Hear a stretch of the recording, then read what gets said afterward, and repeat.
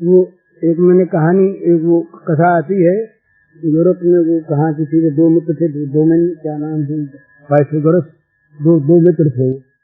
तो दो मित्र थे, तो दोनों मित्रों में एक मित्र को सजा हो गई फांसी।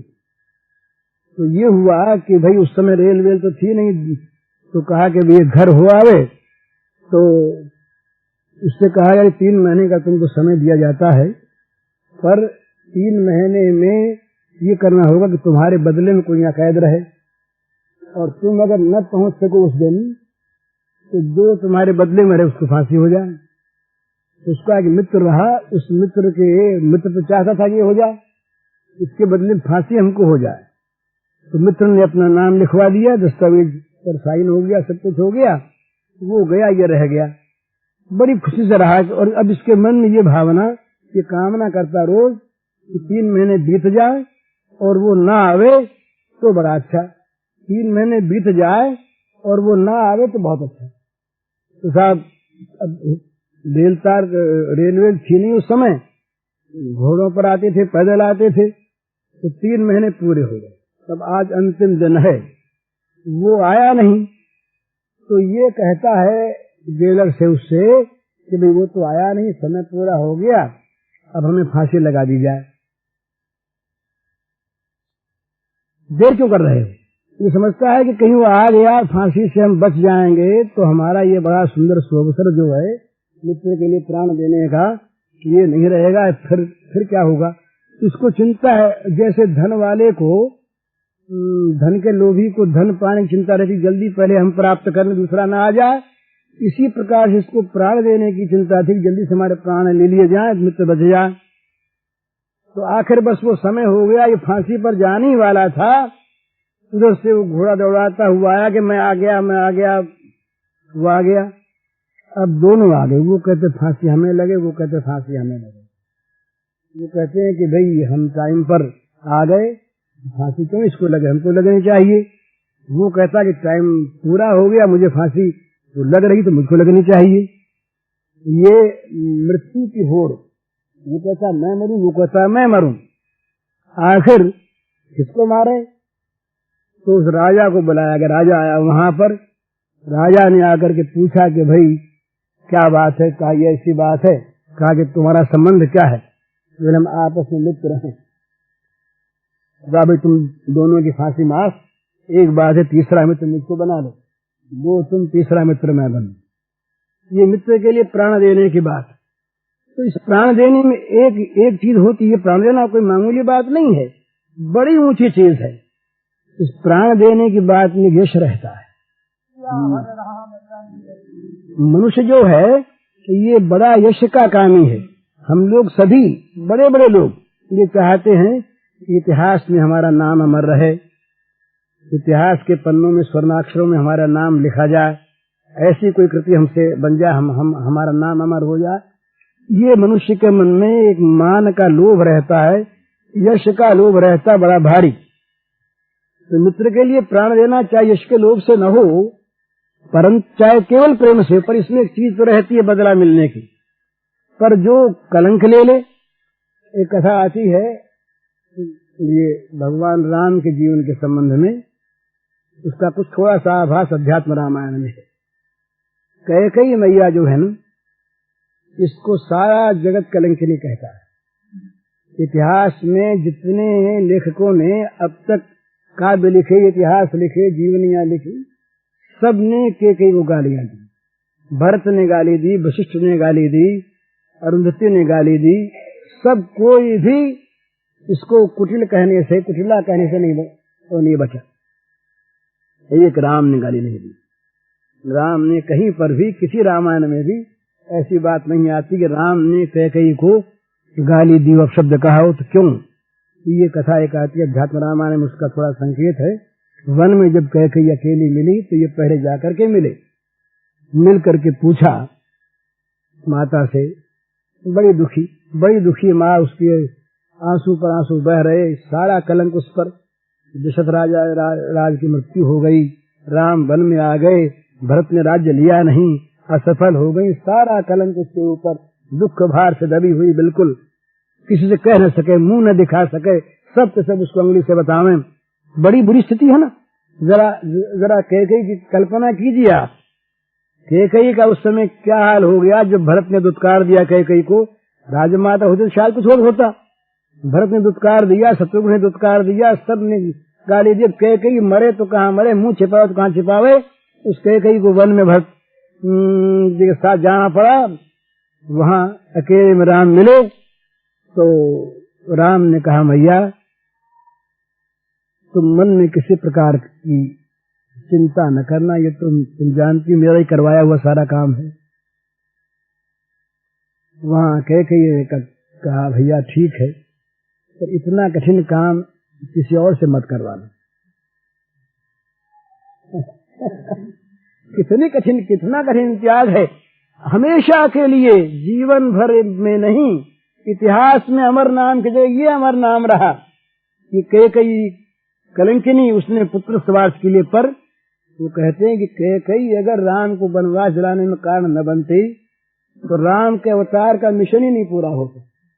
राम कैसे बन जाते, कैसे सीता का हरण होता, कैसे राक्षसों का जो संसार के लिए, समाज के लिए, विश्व के लिए जो महान घातक हो रहे थे, उन सब का संहार कैसे होता, विनाश कैसे होता, राम राज्य की स्थापना कैसे होती।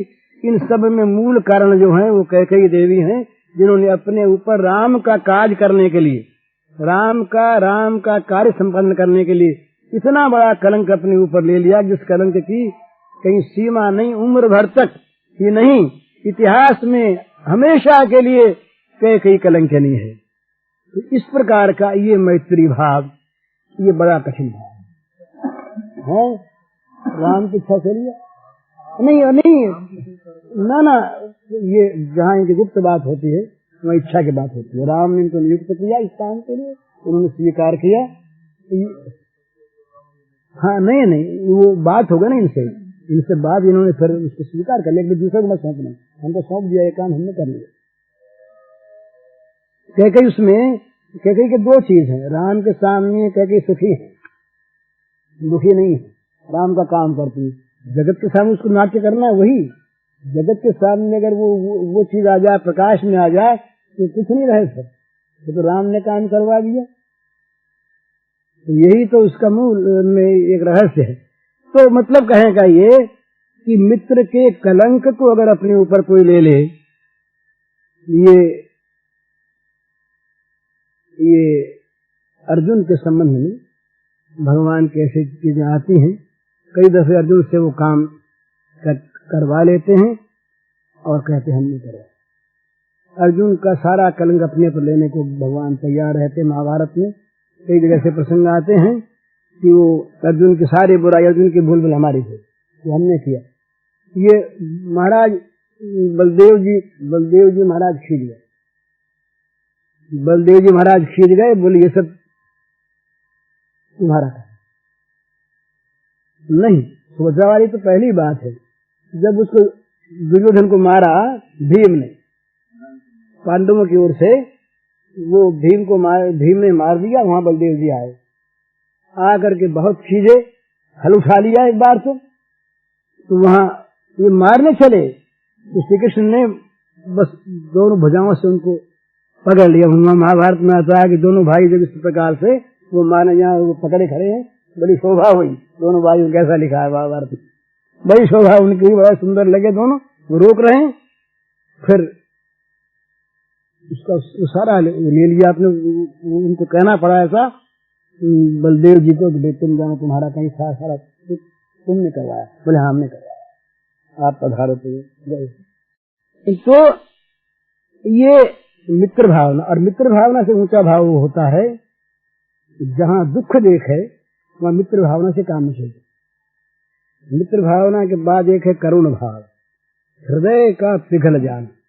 ये आता है हमारे यहाँ संतों की वाणी में आता है कि दूसरे के दुख को देखकर जिसका हृदय पिघलता नहीं वो राक्षस है। राक्षस की यही व्याख्या की है उसके हृदय की क्रूरता को लेकर, कि दूसरे के दुख को देखकर जिसका हृदय पिघले नहीं, द्रवित न हो जाए, वो राक्षस है। और भक्त के लिए खास तौर पर भगवान ने ये लक्षण बताया कि वो तो करुण होता ही है। पर दुख द्रवई संत सुपुनीता। दूसरे के दुख से द्रवित हो जाना, दूसरे के दुख को देख न सकना। रंतिदेव ने सारे दुखियों के दुख को अपने ले लेने के लिए भगवान से वरदान मांगा। तो दुखियों ये जो करुणा है ना, दया, ये दया जो है ये अपने लिए होती है। दया दूसरे के दुख को देख करके उसके दुख से अपना मन पिघल गया और अपने मन में वो दुख आ गया। अब उस अपने दुख को मिटाने के लिए जो क्रिया होती है स्वाभाविक, उसका नाम दया है। दया स्वांत सुखाय होती है। दया में उपकार की भावना नीची चीज है। जिस दया में ये चीज है कि मैं दया करने वाला ऊंचा और ये बेचारा दया का पात्र मुझसे नीचा, वहां दया का ठीक विकास नहीं है। ये तो मेरा मित्र, इस पर दया करूं, और ये शत्रु, इस पर दया न की जाए, ये दया का विकास नहीं। परेवा बंधु वर्गेवा मित्रे द्वेष्टरिवा सदा आपन रक्षितव्यं दयिषा परिकृता। यह त्रिस्मृति का श्लोक है कि मित्र हो वो दूसरा हो या भाई बंधुओं में हो, मित्र हो व शत्रु हो, किसी को भी दुख में देखकर उसके दुख को न सह सकना, उसका दुख अपने हृदय में उतर जाना और उस दुख को दूर करने के लिए जो प्रयत्न करना स्वाभाविक, इसका नाम दया है। दया में एहसान नहीं है, दया में किसी को कृतज्ञ नहीं बनाना है, दया में किसी को उपकार के भार से दबाना नहीं है, दया की दुकान नहीं खुलती। दया तो स्वांत सुखाय, अपने हृदय में दूसरे का दुख दुख बनकर आ गया, उस दुख को मिटाने के लिए जो स्वाभाविक क्रिया होती है उसका नाम अपनी दया का। बड़ी सुंदर चीज है। बोले अमुक आदमी बड़ा दयालु है, बड़ा अच्छा, पर उसका जो हृदय में जो करुणा है, वो करुणा यदि एहसान करती है, वो करुणा अगर दूसरे को उपकार भार से दबाती है, वो करुणा अगर कोई बदला चाहती है, वो करुणा अगर किसी को अपने से नीचा मानती है, तो वो करुणा दूषित है, वो विशुद्ध करुणा नहीं है। विशुद्ध करुणा वो है कि हृदय में करुणा भाव उत्पन्न हो गया किसी के दुख को देखकर, और वो करुणा भाव अपना ही अपने को दुख देने लगा। उस अपने दुख को दूर करने के लिए जो चेष्टा है वो स्वाभाविक होती है, उसमें माप तौल नहीं होता। जैसे अपने दुख को दूर करने में आदमी माप तौल नहीं करता, जितना अपने से बनता है, जिस प्रकार की भी चेष्टा वो कर सकता अपने लिए करता है, किसी पर एहसान बगैर जताए। इसी प्रकार जिसका हृदय करुणार्द्र है, जिसके हृदय में करुणा के द्वारा आर्द्र भाव पैदा हो गया है, वो मनुष्य दूसरे के दुख को देखकर उसको बिना मिटाने की चेष्टा किए रह नहीं सकता। वो उसे स्वाभाविक किसी प्रकार का नाम पाने के लिए नहीं, बदला पाने के लिए, अपने लिए नहीं, प्रत्युपकार के लिए नहीं, वो केवल स्वाभाविक उससे रहा नहीं जाता। ये है करुण भाव। तो भगवान ने कहा अद्वेष्टा सर्वभूतानां मैत्र करुण एव च। सारे भूत प्राणियों में अद्वेष्टा हो, सबके साथ मित्रता का भाव रखे, बर्ताव करे, और जहाँ दुख देखे वहाँ करुणार्द्र हो जाए। लेकिन करुणा करे, दया करे, मित्रता करे, पर कहीं मेरा न मान ले, मेरा माना कि बधा। इस पर भागवत का वो दृष्टांत है भरत मुनि का। भरत मुनि ने, भरत राजा थे, बड़े भारी सम्राट भरत, उन्होंने सब कुछ त्याग करके संन्यास ले लिया, यति भाव से रहे, जंगल में रहे, कुटिया बांध करे, सब कुछ छोड़ छाड़ दिया। एक हरिणों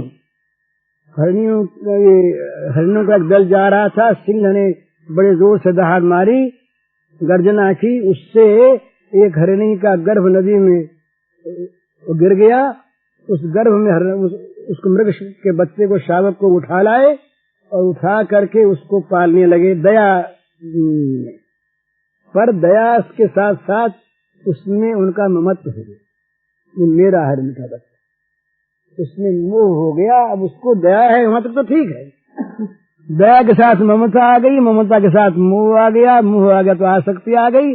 अब फिर वो बाहर जा तो रोने लगे, देखो मेरा बच्चा था कहाँ चला गया, और वो यूं खाट खुजलाता था, नन्ही घास खाता था, मेरी गोद में आके सो जाता था, कितना अच्छा लगता था। ये सब वर्णन भागवत में है। बस वो ममता जहाँ आई वही याद रहा। मरते समय दोबारा जन्म उनका मृग योनि में हुआ, हरिण बने। जो बिल्कुल द्वार पर पहुंच गए थे मुक्ति के, हरिण बने। लेकिन इतना बड़ा तप का धन उनके पास था, इसलिए उनको पूर्व की स्मृति रही, पूर्व जन्म की जाति स्मर रहे। तो हरिण के जन्म में बड़े सावधान रहे, कहीं फंस न जाए ममता में। हरिण योनि से फिर ब्राह्मण बने, ऊपर जड़ भरत उनका नाम पड़ा। जड़ा वो जड़वत आचरण करते थे, तो लोग उसको जड़ कहने लगे। जड़ थे नहीं, महाज्ञानी थे। उस जन्म में फिर उनकी मुक्ति हुई। तो दया तो ठीक, पर दया में कहीं ममता हो गई तो फंस गए, और कहीं दया करने का अभिमान हो गया, हम दया करने वाले, हम अमुक, हम बड़े, हम विद्वान, हम भक्त, हम ज्ञानी, हम सदाचारी, कुछ भी अभिमान यदि आ गया, अहंकार यदि आ गया तो फंस गए। तो निर्ममो निरहंकार।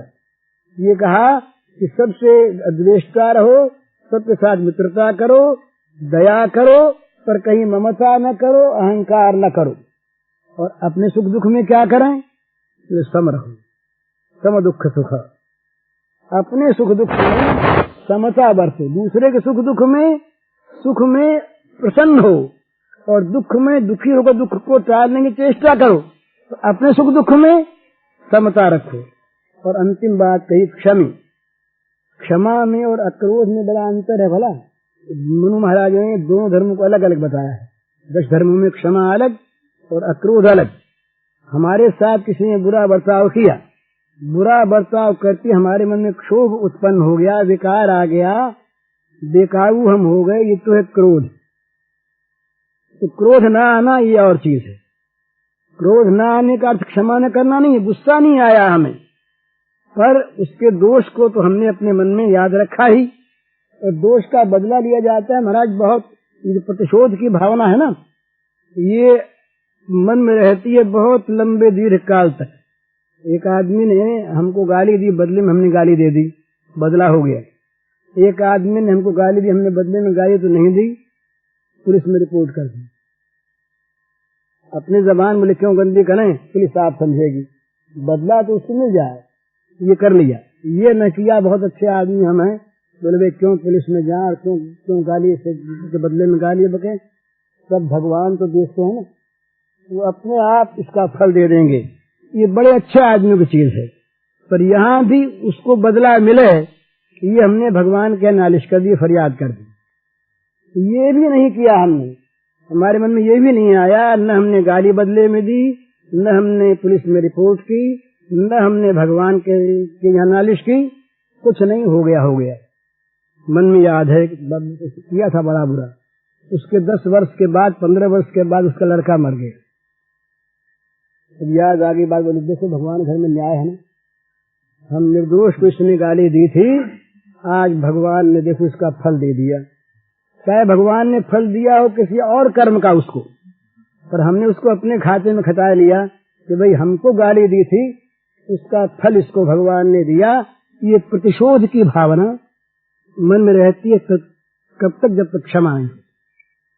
तो क्षमा का अर्थ यह है कि अपने मन से दूसरे के दुर्व्यवहार को सदा के लिए भुला देना, और भगवान से प्रार्थना करना कि इसको भगवान क्षमा करे। जैसे प्रहलाद ने हिरण्यकश्यप के लिए भगवान से वरदान मांगा, जैसे इसने काकभूषणी ने पूर्व जन्म में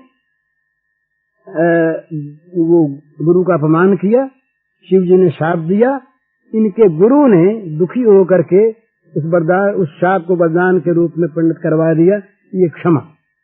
दूसरे के दोष का बदला लेने की तो भावना हुई नहीं, उस बेचारे को उसका दंड भोगना पड़ेगा, इससे बचा देने के लिए खाता ड्योढ़ा कर दिया और भगवान से क्षमा चाहिए। एक बात क्या है कि हमारे खाते में किसी का नाम 1000 रुपया लिखा है, दिया हमने उसको, हम उससे नहीं मांगते, पर रुपया जब तक खाते में लिखा है तो हमारा जो वारिश होगा या गवर्नमेंट के यहाँ हमारी सारी की चली जाएगी, तो खाता देख करके उस 1000 रुपयों की मांग की जा सकती है। समाधि तो आजकल होगी, पहले थी नहीं। 1000 रुपए की मांग की जा सकती है। पर हमने अगर उन रुपयों को बट्टे खाते लिख करके खाता उसका बराबर कर दिया, फिर कोई नहीं मांग सकता। तो क्षमा में खाता बराबर होता है और अक्रोध में बराबर नहीं होता। इसलिए भगवान की यहाँ पर अक्षमी। तो अद्वेष्टा सर्वभूताना मैत्र करुण एवच निर्ममो निरहंकार सम दुख सुख क्षमी, ये लक्षण बताए भक्त के। तो ये अर्जुन से कहा कि तुम ऐसे बनो। तो ऐसे बन करके अगर युद्ध कोई करे और उस युद्ध में अगर बिना इन भावों को ले करके ही कर्तव्य कहीं कुछ करना पड़े, वो अलग चीज है। नहीं तो जहां तक बने अशुभ कर्म से मनुष्य को हमेशा बचना चाहिए। अशुभ का परिणाम जो है ना, ये मन पर इस प्रकार का होता है कि अगर कहीं वो भाव दब गए तो अशुभ के संस्कार मन में रह जाते हैं और अशुभ के संस्कार अशुभ कर्म में प्रवृत्त कर देते हैं। तो गांधी जी ने एक बार लिखा जेल के बाद, उन्होंने लिखा कि जेल में हम गए तो जेल में जितने जेल के लोग हैं इन सब का काम है चोरों को, बदमाशों को, बुरा कर्म करने वालों को, ये जुर्म करने वाले लोगों को अच्छा बना देना, ये इनका काम है, इसीलिए जेल है। लेकिन हमने जेल में जाकर के देखा कि जेल के लोग स्वयं ऐसे बने हुए हैं। वो स्वयं जुल्म करते हैं, स्वयं चोरी करते हैं, स्वयं ठगी करते हैं, स्वयं उनसे पैसा लेते हैं, ये सब बातें वो करते हैं खुद। तो क्यों करते? तो उन्होंने इस पर एक लेख लिखा था नवजीवन में कि इसलिए करते हैं कि जेल में और ऐसे आदमी रहने चाहिए जो आदमी समाज में सबसे ऊंचे हों, जो प्रलोभन न हो, जो बुरे संग का जिन पर असर न पड़े। अब वो रात दिन चोरों के साथ, डकैतों के साथ, खूनियों के साथ, जुल्म करने वालों के साथ रहेंगे तो क्या होगा कि उनके संग से उनका सुधार तो दूर रहा, वे स्वयं उसी में हिस्सा लेने वाले बन जाएंगे। पुलिस जो है अपने यहाँ की ये बदनाम है कि भाई ये चोरों में हिस्सा बैठाती है, तो क्या बात क्या? तो हम ही लोग तो हैं, पुलिस की दूसरी थोड़ी है। वो संग से वो दोष आ जाता है तो बुराई जल्दी ग्रहण होती है, अच्छाई बहुत देर से होती है। इसलिए बुरे कर्म में जो अशुभ कर्म हो, अकुशल कर्म हो, उसमें जहां तक बने अच्छाई को लेकर के भी अच्छे भावना से भी प्रवृत्त होना ये ठीक नहीं है। ये मनोवैज्ञानिक लोगों ने ये लिखा है कि छोटे बच्चों को काम विज्ञान नहीं सिखाना चाहिए, ब्रह्मचर्य की बात नहीं करनी चाहिए। क्यों नहीं कहनी चाहिए भाई? इसलिए कि ब्रह्मचर्य की बात कहने से ब्रह्मचर्य के साथ साथ जो बातें उनको सिखानी पड़ेगी वो सीख जाएंगे।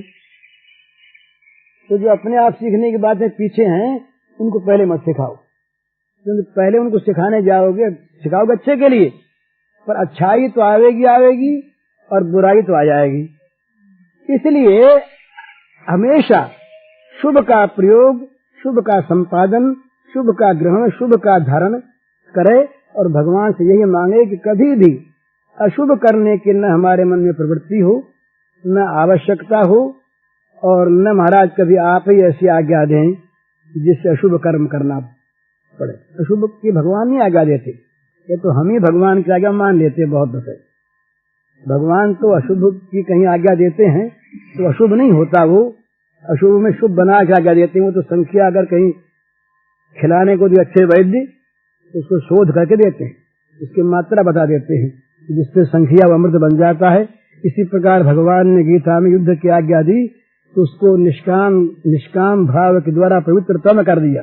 पवित्र ही नहीं, आज्ञा को देखिए भगवान की युद्ध करने की आज्ञा, तो कहते हैं मयि सर्वाणि कर्माणि सन्न्यस्याध्यात्म चेतसा निराशी निर्ममो भूत्वा युद्ध से जगतज्ञ। सारी बात आ गई। वो कहते हैं कि प्रत्येक तुम जो कुछ भी कर्म करते हो सारे कर्म को अध्यात्म चित्त से मुझ में निक्षेप करते चले जाओ। कर्म किया भगवान ने, किया भगवान ने, किया भगवान ने, और आशा छोड़कर, ममता छोड़कर, कामना से रहित होकर तब युद्ध करो। तो बस इस प्रकार से फिर युद्ध करने में आपत्ति नहीं। जिस युद्ध में कामना नहीं, जिसमें ममता नहीं, जिसमें आशा नहीं, और जो युद्ध भगवान के समर्पण हो जाए, इस प्रकार के युद्ध भगवान ने बताया। गीता ऐसा नहीं बताया कि चाहे जिसको जाके मार डालो, ये नहीं कहा। बड़ा नियमित, बड़ा संयमित, इस प्रकार का बांध दिया अर्जुन को कि अर्जुन बस उससे बाहर न जा सके, फिर युद्ध करने में आपत्ति नहीं।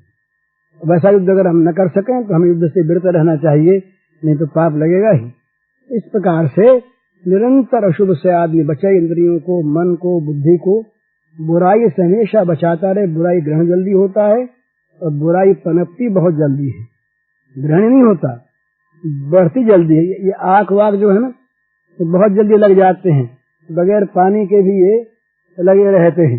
धतूरा आग कौन लगाता है, ये लग जाते। विष की बेल बहुत जल्दी फैलती है।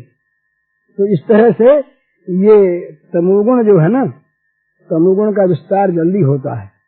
तो तमोगुण को हमेशा सत्व से दबाए रखे, तमोगुण तो साथ रहेगा ही। भाई बाग है तो बाग में बाढ़ चाहिए, पर केवल कांटे कांटे बिखेर दे पर अंदर कहीं फूल फल हो ही नहीं तो बड़ी बुरी चीज है। लालटेन में ऊपर वो कांच चाहिए, नहीं तो वो बत्ती हवा से बुझ जाएगी, पर केवल कांच रहे अंदर बत्ती न रहे तो अंधेरा ही रहेगा। तो मूल चीज जो अंदर की जो पवित्रता है वो है। तो सत्व के साथ जो सत्व का सेवक बनकर तम रहे वो आवश्यक है, वो रहेगा ही जगत में। जब तक ये जगत है तब तक त्रिगुण है, त्रिगुण है तब तक तम भी है, पर तम रहना चाहिए सत्व का सेवक। कि सत्व का मालिक बन के तम बढ़ जाए, सत्व की जगह तम आ जाए तब बड़ी मुश्किल है। तो सत्व की जगह तम को न बैठावे, सत्व की जगह रज को भी न बैठावे। तम रहे सत्व का, रज का बिल्कुल सेवक, और रज रहे सात्विक प्रवृत्ति में सहायक, और सत्व रहे राजा। इस प्रकार का जीवन ये मानव जीवन असली है, साधक का जीवन है। इस प्रकार के जीवन में हम लोग प्रवृत्त हों और लगें, संपादन करें तो हमारे जीवन की सार्थकता है।